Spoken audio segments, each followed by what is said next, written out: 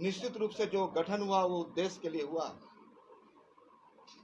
29 सितंबर को पटना के विद्यापति सभागार में हॉल में हम लोग ने एक जनसंवाद रखा है।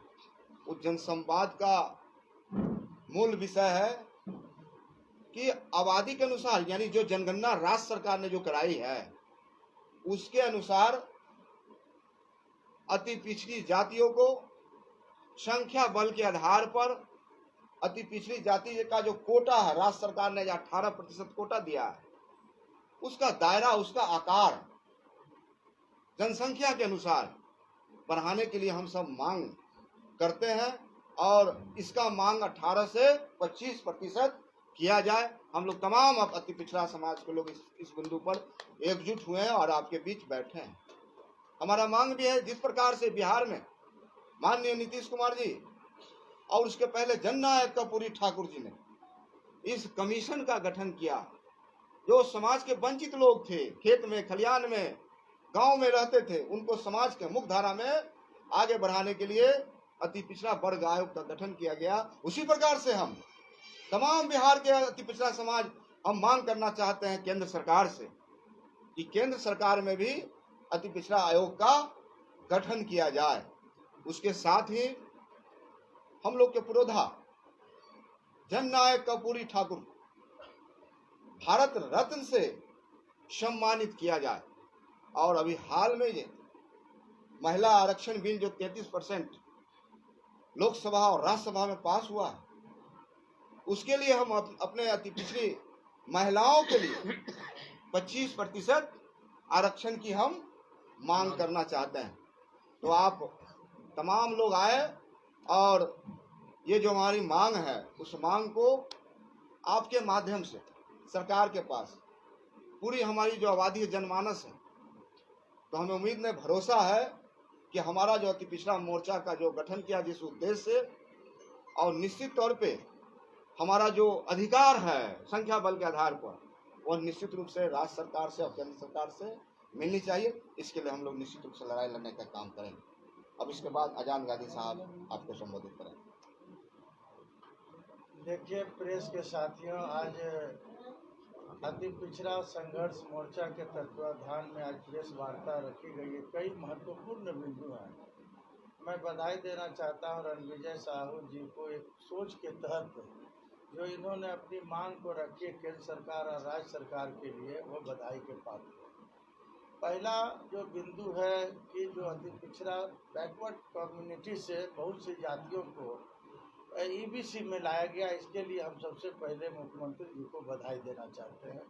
इन्होंने जो छोटी समाज, वंचित समाज को भी मौका मिलना चाहिए, तो बड़ी इन्होंने सराहनीय कार्य आदरणीय नीतीश कुमार जी और हमारे डिप्टी सीएम ने भी इसका समर्थन किया, तेजस्वी यादव जी ने। इसके लिए हम दोनों नेताओं को बधाई देना चाहते हैं। साथ ही साथ यह कहना चाहते हैं कि जो ओबीसी का आरक्षण 27% है, उसमें तो बहुत सी जातियां ईबीसी में आ गई है, तो उसमें वैकेंसी तो घट गया है जातीय का। कई करोड़ आबादी उसमें से ओबीसी से जो है ईबीसी में चला है, तो उसके अनुपात से आरक्षण में जो अति पिछड़ा का आरक्षण जो पहले से दिया गया है, उसमें प्रतिशत के लिए जो रणविजय साहू जी ने 25% मांग की है, वह सराहनीय मांग है, जिससे गरीब और वंचित समाज को आगे बढ़ने का मौका मिलेगा। साथ ही साथ मैं यह भी कहना चाहता हूं कि जो महिला बिल जो आदरणीय नरेंद्र मोदी जी ने लाया है, कि लॉलीपॉप है, हमको नहीं लगता है कि ये जो है कब पास होगा, क्या होगा। नरेंद्र मोदी जी के पास कोई ऐसा विकल्प नहीं बचा, वो सत्ता से जाने वाले हैं, इसलिए लोगों ने तय किया कि हम 50% आबादी को कैसे खुश करें। लेकिन उनको यह नहीं सोच में आया कि 50% जो आबादी है उसमें 80% जो है आबादी गरीब, गुरबा, वंचित, अति पिछड़ा, दलित समाज को है। आज जो है पार्लियामेंट में मान के चलिए कि अगर रणविजय जी को नहीं मिलता तो रणविजय जी को पत्नी को मिल जाएगा। हम लोग तो यह चाहते हैं कि लालू प्रसाद यादव ने शुरू से ये लालू प्रसाद यादव का ही मांग है। एक बार और महिला आरक्षण बिल आया था और हम लोगों ने इसका इसलिए विरोध पार्लियामेंट में किया इसमें ईबीसी और ओबीसी की महिलाओं को जो है मौका नहीं मिला। तो हम लोग इसमें भी जो अति पिछड़ा संघर्ष मोर्चा ने जो मांग किया है कि आरक्षण जो है महिलाओं को मिला है, उसमें पिछड़ा वर्ग, अति पिछड़ा वर्ग की महिलाओं को भी अतिरिक्त आरक्षण मिलना चाहिए। आरक्षण में आरक्षण की व्यवस्था होनी चाहिए। तीसरा एक बहुत ही महत्वपूर्ण मुद्दा, कम से कम 10 बार बिहार विधानमंडल ने लालू यादव जी के नेतृत्व में, डॉक्टर जगन्नाथ मिश्रा जी जब मुख्यमंत्री थे उसके नेतृत्व में, आदरणीय राबड़ी देवी जी के नेतृत्व में गैर सरकारी संकल्प पारित हुआ और उसमें राज्य सरकार ने भेजा कि जननायक कर्पूरी ठाकुर ऐसे महान व्यक्तित्व को भारत रत्न से सम्मानित किया जाना चाहिए। बिहार विधान परिषद और बिहार विधानसभा की टीम कई बार सेंटर के पार्लियामेंट में जाकर के इन मुद्दों को रखा।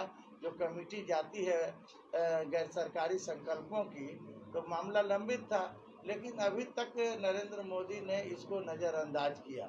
आप देखे होंगे कि शताब्दी समारोह जब बिहार विधान परिषद का मनाया जा रहा था विधानसभा का, तो उसमें प्रधानमंत्री जी का भी आगमन हुआ। एक दुनिया में एक ऐसा सिंगल लीडर आदरणीय तेजस्वी यादव जी ने थे कि उन्होंने मांग किया कि नहीं, जननायक कर्पूरी ठाकुर को भारत रत्न से सम्मानित होना चाहिए। लेकिन बड़े दुख के साथ कहना पड़ता है कि नरेंद्र मोदी जिस वक्त तेजस्वी यादव इस बात को बोल रहे थे, तो नरेंद्र मोदी ने अपने अंगुली से कानों को बंद कर लिया। ये कैसा देश का प्रधानमंत्री जो अपने आप को कहता है कि हम अति पिछड़ा है, हम गरीब का नेतृत्व करते हैं। कई लोगों को नरेंद्र मोदी ने घरों तक पहुंचाया, पद्मश्री पहुंचा दिया घर पर, लेकिन कर्पूरी ठाकुर ऐसे महान व्यक्तित्व को नहीं मिला। इसके हम केंद्र सरकार की घोर निंदा करते हैं और हम लोग मांग करते हैं कि अगर ऐसा नहीं होगा, जो विद्यापति भवन में जो हम लोग का कार्यक्रम रणविजय जी के नेतृत्व में हो रहा है, उसमें एक जनसैलाब आपको देखने को मिलेगा और यह जनसैलाब दर्शाएगा कि अगर हमारी बातों को अनसुनी की गई तो एक बड़ा आंदोलन होगा। यह मुझे दावे के साथ में कहता हूँ। बहुत बहुत धन्यवाद। मैं वीरेंद्र दांगी, अखिल भारतीय दांगी क्षत्रिय संघ के राष्ट्रीय प्रधान।